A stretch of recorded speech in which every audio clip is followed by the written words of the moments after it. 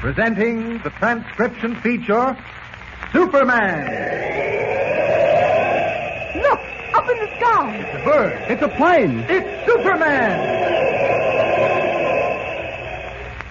Yes, it's Superman, strange visitor from the planet Krypton, who came to Earth with powers and abilities far beyond those of mortal men. Superman who can leap tall buildings at a single bound, race a speeding bullet to its target, bend steel in his bare hands, and who, disguised as Clark Kent, mild-mannered reporter for a great metropolitan newspaper, fights a never-ending battle for truth and justice. But before we join Superman, listen.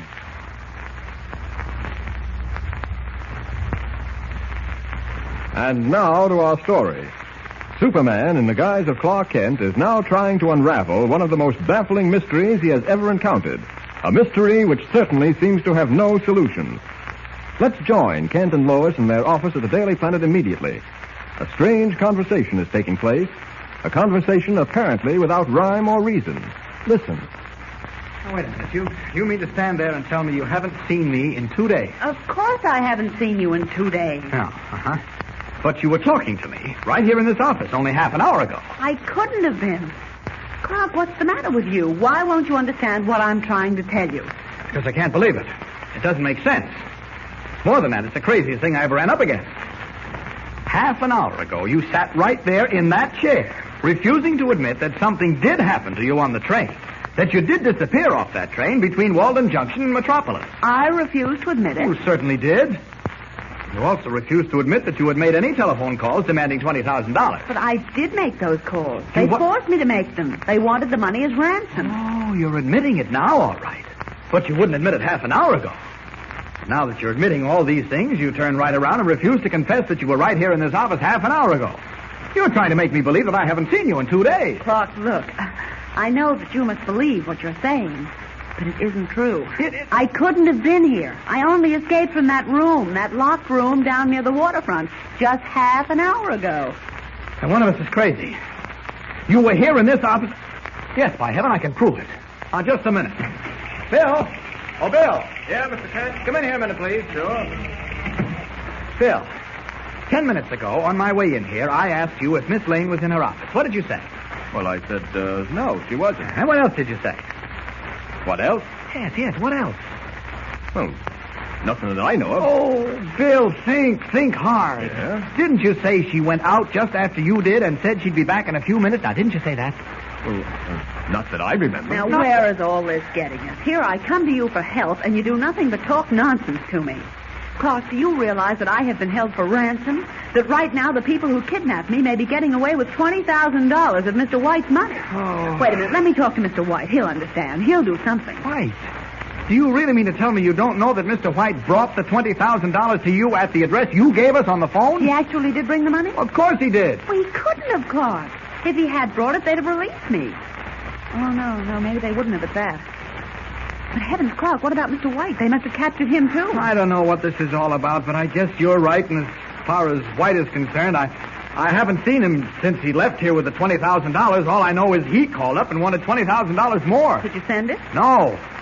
Countermanded the order, refused to let Darwin, the cashier, take it to him. Then I went down to the address you had given me. It turned out to be a theatrical boarding house run by a Mrs. Walsh. Yes, that sounds like the place. Go on. Well, she told me you and White were out, working on this mysterious scoop of yours, and that she didn't know when you'd be back. So I didn't wait. This afternoon I went down there again to talk to her, and the house is gone. The house is gone? Well, if it is the same house, the inside has changed considerably. Found an old man who claimed to be a doctor, a psychiatrist. The inside of the place was entirely different. The furniture, the pictures, everything, even the wallpaper. Now, look here, Clark. I don't understand all this any more than you do, but as sure as I'm standing here, I do know this. I was kidnapped off that train and held for $20,000 ransom. Yes, I know. Mr. White is being held now. Sure. The address was 407 South Street. I know that definitely, too. So do I. I don't care whether it's a theatrical boarding house or a Siamese temple. That's the house, and we're going down there right now. All right. We might as well start trying to clear this up someplace. Come on, let's go. Oh, excuse me, Bill. Sorry. No, you were still... What are you staring at me that way for? I just got one question I'd like to ask. All right. What is it? Are you crazy or am I? Oh, get out of my way. Come on, Lois.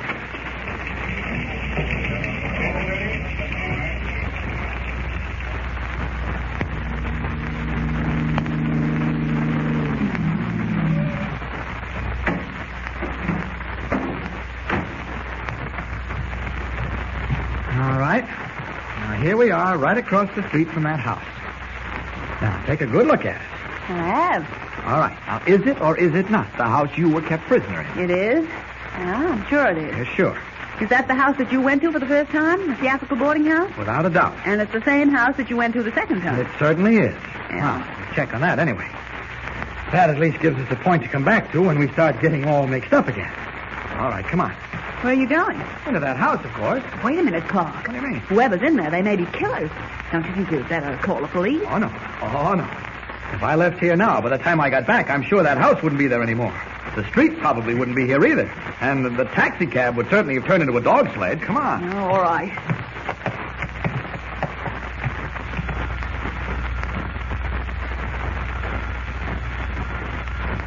No one answers. Someone will. Probably won't be my psychiatrist friend. I'm sure it won't be Mrs. Walsh. I'm really very interested in seeing who it'll be this time. There's someone coming now, I think. Yes, now we see. No, it isn't. I am seeing things. What's the matter with you, Kent? What are you standing there staring at me like that for? Mr. White, I thought... Come in, Kent, come in. You haven't even sense enough to come in out of the cold unless you're told to. Get in here. Yes, certainly. Well, what is it you want? What is it? Must be something urgent if you felt you had to come in person. Well, you talk as if there was nothing wrong, as if you were all right. Of course I'm all right. And this room, it doesn't look like the theatrical boarding house. Theatrical boarding house? And it doesn't look like the doctor's office either. Kent, do you feel all right? Are you in your right mind? No, I'm not. I'm really mad. I know it now. Lois here said you were being held a prisoner, that you were... Lois? Where is she? What? Why, she was right behind me. Didn't she follow me into the house? And how could she follow you into the house? She wasn't with you. You mean to say Lois wasn't standing outside with me when you opened the door? Kent, what in the name of heaven are you talking about? What's happened to you? I don't know. I'm all mixed up and I can't understand it. It isn't like me at all. It's as if I were another person. Something's happened to you. I can see that. Now, you wait right here. I've got just the thing for you. Wait a minute, Chief. Wait a minute. Before you go. Weren't you being held prisoner in this house? Isn't that why you telephoned for the $20,000? What telephone call? What $20,000? What 20? Kent? You said you had something that would straighten me out. Yes? Well, get it. Well, just as quickly as you can. I'm sure I need it now. All right, I'll be right back. Gee, I wish I could get straight on this. I've never had anything like this happen before. Usually I can see right through these things, no matter how baffling they are. But this thing doesn't seem to have any beginning, and I'm starting to wonder whether it's going to have an end. Oh, Chief. Still waiting, young man? I thought you left a long time ago. Mrs. Walsh, the boarding house woman. What's that, young man? Where have you come from? What are you doing here? I live here. This is my house. I rent rooms to people.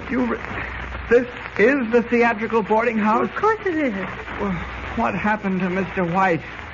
Mr. White? Yeah. We have no Mr. White staying with us. No, Mr. White. We have a Mr. Black. Yeah, of course. Yes, you would. And now, wait a minute. Now, wait. I'm not crazy. I know that. Oh, but you are. You?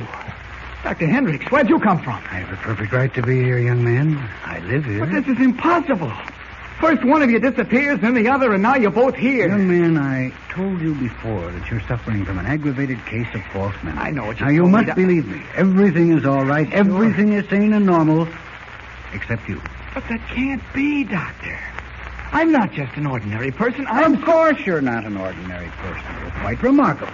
But even a man with your remarkable powers, Mr. Kent, has a, shall we say, a crack now and then. No, listen to me. No. You listen to me. No, but, Doctor... You're coming into the next room with me. It's my office. We're going to have a little chat. Look, will you... No. Come along. I should have insisted on this when you were here before. Doctor... Come along now.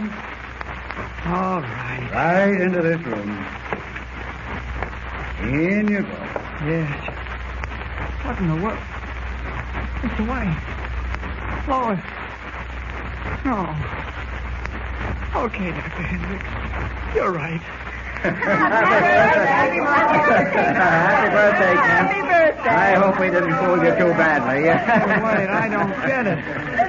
What do you mean, happy birthday? Mr. White, I think Clark's entitled to an explanation. Yes, and I'll give it to her. It's happy birthday for you, Clark, because today you've been with the Daily Planet exactly 2 years. And I felt that we ought to do something to show our appreciation. Well, you certainly did.